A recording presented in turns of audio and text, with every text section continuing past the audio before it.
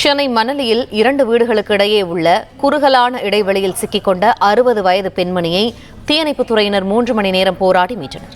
இது தொடர்பான கூடுதல் தகவல்களை எமது செய்தியாளர் சரவணகுமார் வழங்க கேட்போம். சரவணகுமார், இவர்கள் எப்படி அந்த இடத்தில் சிக்கிக்கொண்டார், அவரை எப்படி மீட்டனர், முழு விவரங்கள் என்ன? மணலி காமராஜர் தெருவை சேர்ந்தவர்.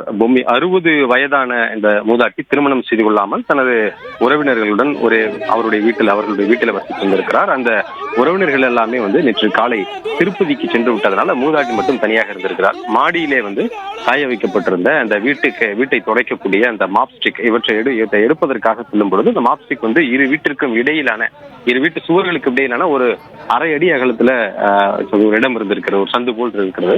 அதற்குள்ளே அது சிக்கி கொண்டிருக்கிறது.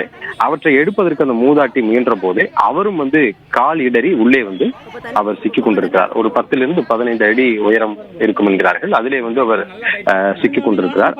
இதுக்கு 2 சுவற்றுக்கும் அடியிலே அவர் போய் அந்த தரைப்பகுதியிலே போய் சிக்கி கொண்டிருக்கிறார். அவரால் வெளியிலும் வர முடியவில்லை. உடனடியாக தீயணைப்பு துறையினருக்கு தகவல் தெரிவித்து தீயணைப்பு துறையினர் அங்கு சென்றிருக்கிறார்கள்.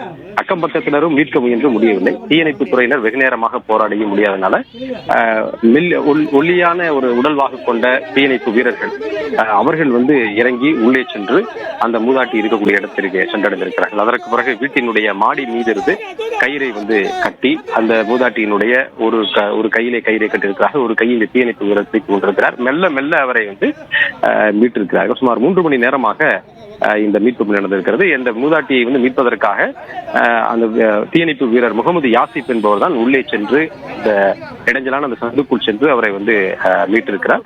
தீயணைப்பு துறையினருடைய இந்த செயலை பகுதியினர் பாராட்டியிருக்கிறார்கள். தீயணைப்புத்துறை அதிகாரிகளும் பாராட்டியிருக்கிறார்கள். நன்றி சரவணகுமார், விரிவான தகவல்களுக்கு.